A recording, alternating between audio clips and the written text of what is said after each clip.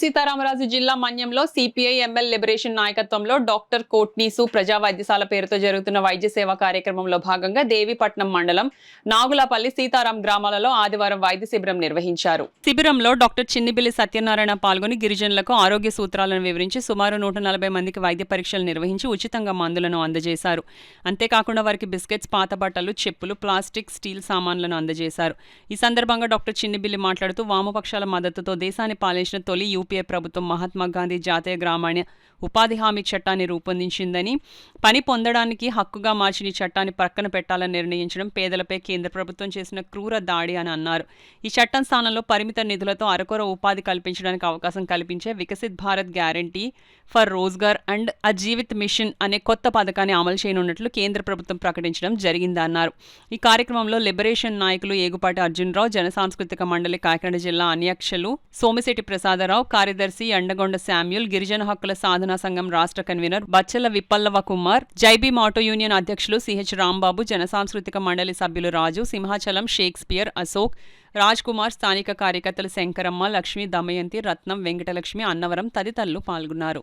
పని పొందడానికి హక్కుగా మార్చిన ఈ చట్టాన్ని పక్కన పెట్టాలని నిర్ణయించడం పేదలపై కేంద్ర ప్రభుత్వం చేసిన క్రూర దాడి. దాని స్థానంలో పరిమిత నిధులతో అరకొర ఉపాధి కల్పించే Viksit Bharat guarantee for Rozgar and Ajeevika mission అనే కొత్త పథకాన్ని అమలు చేయనున్నట్లు కేంద్ర ప్రభుత్వం ప్రకటించింది. చట్టానికి ఇప్పటిదాకా ఉన్న మహాత్మా గాంధీ పేరును కూడా నూతన బిల్లులో తొలగించారు. మహాత్మా గాంధీ జాతీయ గ్రామీణ ఉపాధి హామీ చట్టం అమలు గ్రామాల ఆర్థిక, సామాజిక స్థాయిలో ఆశ్చర్యకరమైన మార్పును తీసుకువచ్చింది.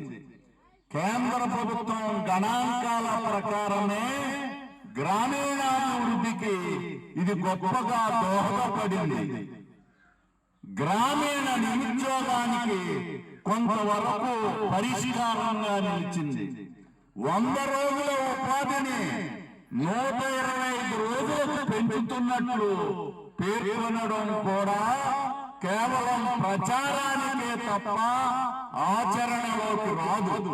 ఈ నేపథ్యంలో పేద ప్రజలకు అన్ని విధాల హాని చేసే కేంద్ర ప్రభుత్వ చర్యను ప్రతిఘటించాల్సిన బాధ్యత ప్రతి ఒక్కరిపైన ఉంది.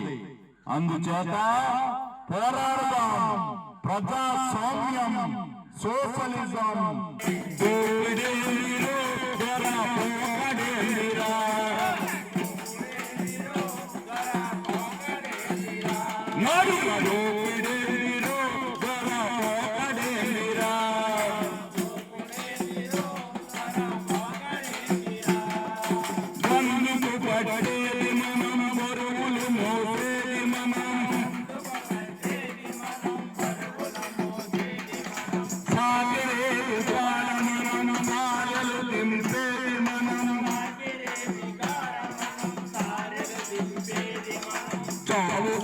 మనమే మనమే